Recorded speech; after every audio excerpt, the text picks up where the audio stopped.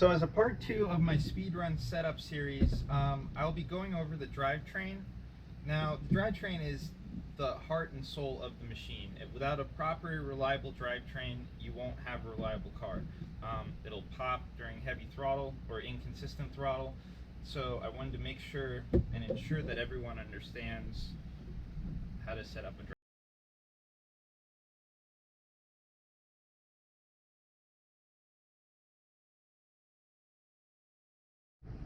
Okay, so right off the bat, I know that I need to remove an O-ring on the rear because when I initially did the Ram Jam V2 installation, I forgot to remove the rear O-ring. So we're going to test and see how smooth the drivetrain is without the drivetrain components. So the rear is a 7075 generic aluminum bulkhead, and it uses the standard small size ARMA limitless bearing on the front, and it uses the standard big bearing on the rear. And as you can hear, if I put this down, that is perfect. This is a perfect differential. I won't be opening it up because every time you open it up, you have a chance of actually grenading the differential, and I'll be focusing on the front, which is a little bit worse condition, to show you how to fix the front, any bulkhead. So I wanted to show this as a good example of what a bad bulkhead sounds like. If you listen, there's grinding going on. So that means that we have not enough tolerance. We don't have enough gap on the front bulkhead for this to be a smooth bulkhead.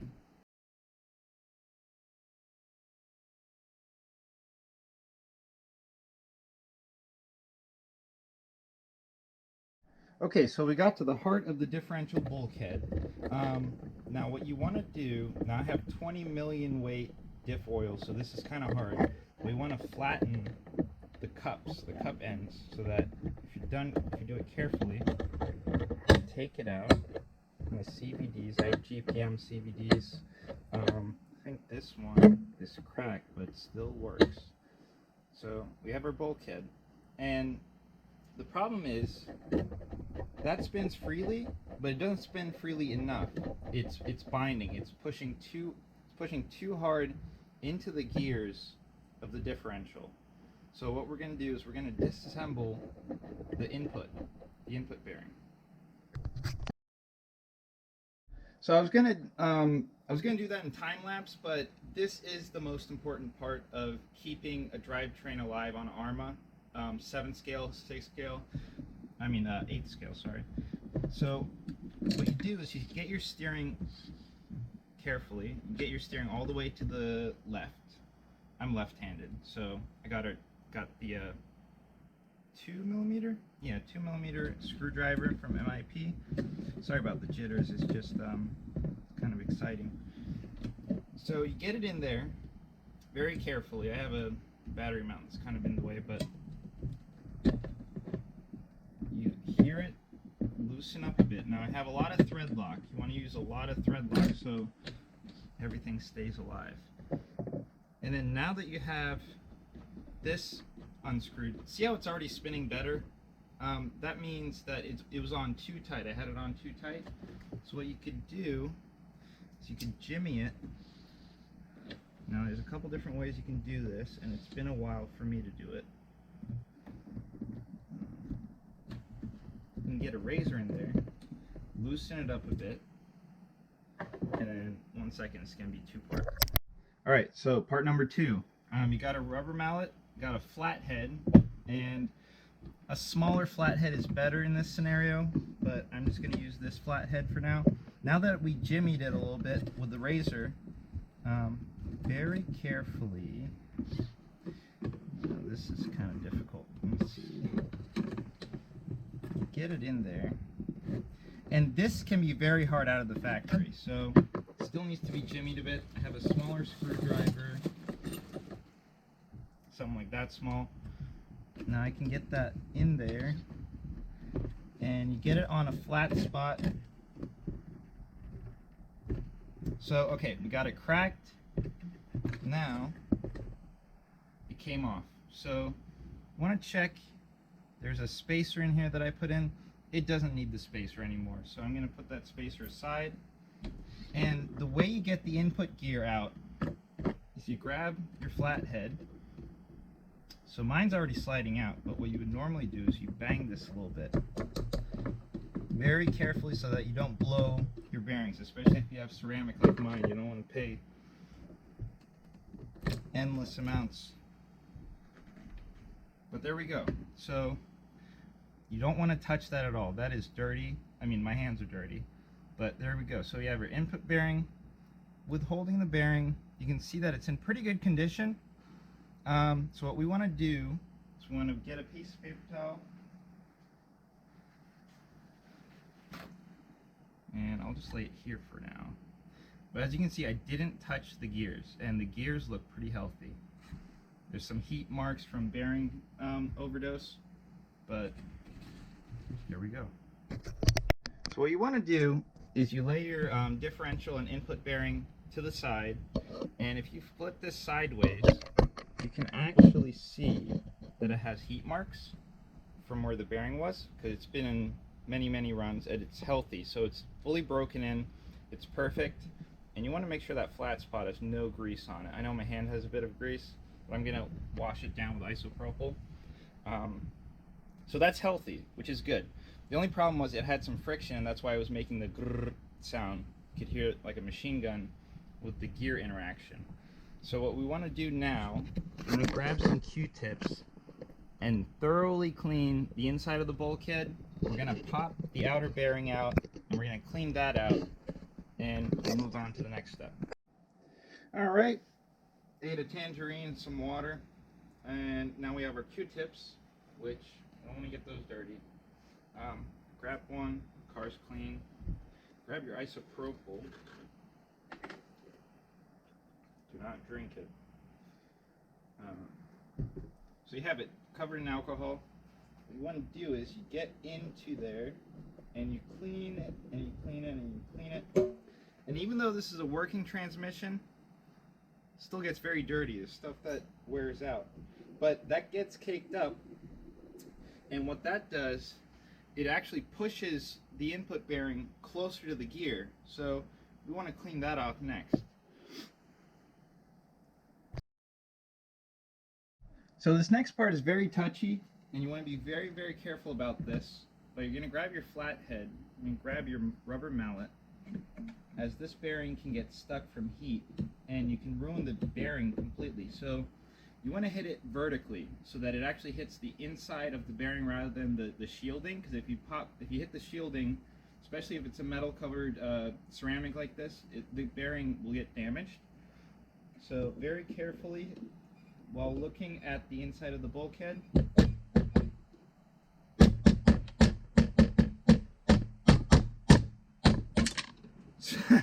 so it took a lot of force, which means it's been heat welded basically. So we're going to put our weaponry away, and without messing up the bearing, you grab, this is still covered in alcohol, grab your magnet, and there we go. So we gotta clean that, and the other side of the paper towel is still pretty good, so I'm going to put that in there. And now the reason I'm being very cautious about this and not replacing the bearing is that a well broken in bearing will outlast a brand new bearing, because every time we install a bearing or replace it, there's always tolerance checks, tolerance differences, and we're trying to run, we're doing NASA grade launches basically, so these bearings, especially since they're small, can get easily damaged, and bearings are your lifeline for speed runs. Now that the bearing is clean, we're going to put it next to the other differential equipment, and now we have to clean the inside of the bulkhead. So I do apologize, but I have very limited working space, so that's why I have to keep moving the camera a little bit for deviation. But now that we have the internals of the bulkhead clean, we got our input bearing and main bearing, which spins very nicely. There's some grease on it, which is why it doesn't spin forever. But the way you get this in, with a clean thumb, put this in, and then very cautiously, without touching the rest of the bulkhead, get it in there while keeping the thumb on the gear so the gear's not just grabbing dirt, because that will make it grenade. And then you grab your clean bearing, and while holding the input bearing in there, you slowly move it in so that it's taut in there. And at this point, while still holding the input bearing, you make sure that the input bearing is fully pressed in, and then holding the input bearing, you slowly push out the input gear so that the shaft end is showing. And now you can let go. And now you want to clean your hands again with the alcohol so that you have clean hands. Now this is, again, one of the more important steps. You want to grab your cup, which, as you can see, this cup has been polished to death. I've polished this and polished it and polished it and polished it. And the reason I polish it is that you have this. So it's super smooth, you have good tolerance, but it's super smooth. So because this thing moves in and out at many times a second, and the more polished it is, the less friction, the less heat, the pins last a lot longer. So what we're going to do next is we're going to clean this, get rid of that high mileage heat warp, and then we're going to clean the inside of the cup so that it actually pushes in somewhat easily, and you can actually hear it. This is super smooth. This is perfect.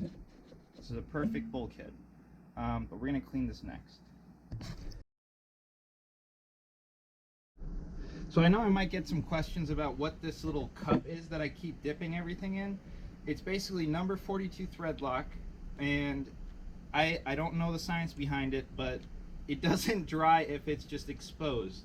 So I think it dries in very small environments like this grub screw. Remind you that my hands are still covered in alcohol, so like although they're greasy, it's mostly in my fingerprint. So this can be a pain. Oh, okay. So I knock it out first, and then I go all the way in, or as deep as possible, so that it knocks out all the thread lock. And then do that a couple times so that it's cleared out, so it's reset. And then at that point, grab this, you blow it out, while still having this in here. You can see some older mileage.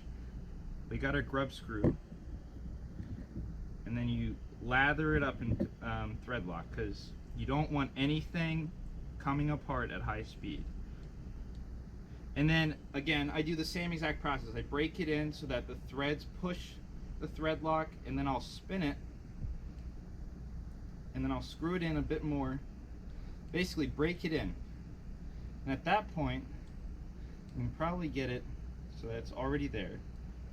And then still got some thread lock left on there, but no worries. And then you find your flat spot. Depending on what armor you have, you'll have a flat spot that's on two sides, like the Typhon. So this is another tricky part, and I wish I had a better camera angle, but it's a very small space that we're dealing with. So again, we're going to turn our steering, actually turn all the way to the right, and then so you want to keep the alignment, because if you don't screw onto the flat side, it'll pop as well. But basically, you just have to feel this rather than seeing it. So you want to get it tight, and then knock it out a bit so that it's a bit loose, and then slowly tighten it. So that is too tight. See how it's not spinning freely? So what you do, this is a very repetitive process, I apologize. There's no perfect exact science to this. What you could do, there we go. That is perfect. So what I did was I loosened it a bit, gave it some angle so that it's moving out of the bearing tolerance, so that it's not just kissing the bearing. So now it has a bit more slop to it, but it's still not perfect. So I'm going to loosen it up one more time. And what you could do is jiggle it a bit. Oh, see, now it has too much. So can actually use the razor in this scenario and just touch it. There we go. And then, there we go. Perfect, perfect, perfect. So now that I had it slightly tightened, you can go ahead and give it a good tilt. So now that is done. And what you want to do, if you want to, if you don't want it to get messy, just dry off the additional thread lock. And if you're in a rush and you just wanted to do this real quick and go back and do your speed run, use a heat gun on it, which I'll just demonstrate. I have like a 1700 watt heat gun, and grab this. I put it on low so it doesn't melt anything. And then you can spin it on the inside, and that kind of actually breaks it in. You can see it spin better and better as it heats up. So you do that. And I'm not sure what my temperature gun is, but it's warm. So that basically bakes the thread lock in. So you don't have to wait 24 hours. It is fully done. It is ready for a speed run, and it shouldn't fail. So one additional step to making this move as good as possible, and make sure, without having to rebuild the whole thing because of sand particles, just hold the cups and not the bearing itself. The bearing's still prime grease and everything.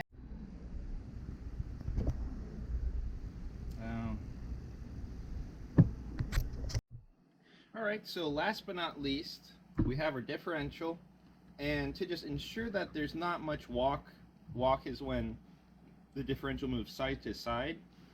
We want to have the differential moved so that it's going that direction. And with the Arma cars, you get these spacers that go on the end of the bearing. So we're going to be sliding the spacer right onto the bearing like that. And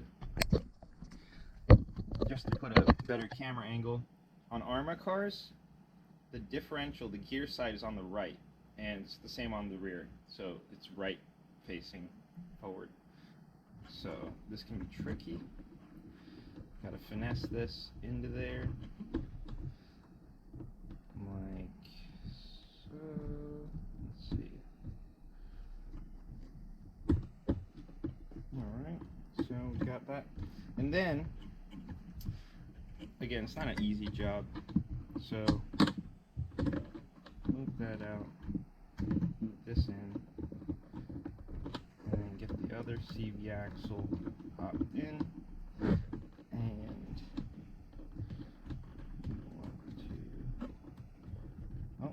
almost there, almost there. Let's see.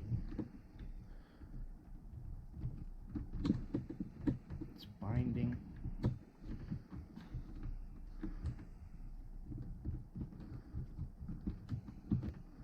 Oh, the bear. There we go.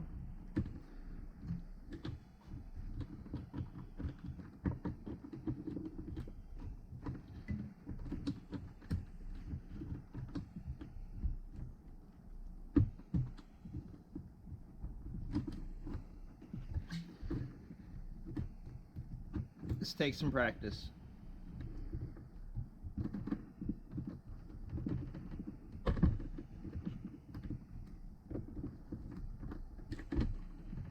Okay, so there we go. We're still recording. 2 minutes 18 seconds. Not too bad. So now, that is pretty good. So, and at this point, you would want to grease it. So I'm going to take a second portion of the video because the GoPro overheated. Okay, so to pack my bearings, I use just multi-purpose lithium grease found at Harbor Freight. AutoZone probably also has it. Looks like that. Then you grab your favorite flathead. Make sure there's no debris on the flathead. And you grab, that's probably more than enough. It's just going to get sprayed around, and this is just for break-ins or whenever you disassemble it like this. And then you put a bit on there, let it rotate, put a bit more, and you use the flathead to your advantage. so that it's an even Steven. And it's nice and on there. Okay. So now that we have packed it, we're going to start assembly. I don't want any thread lock in there. The reason I use thread lock is because these bulkheads are metal, they're aluminum. The front one's kind of garbage. It's not 70-75 aluminum, and that's probably why it's painted black. And then what you want to do, I would highly suggest doing this by hand and using thread lock, and because a drill can overdo the torque, and the more you torque it, the more it's going to get jammed in there and it's not going to work very well.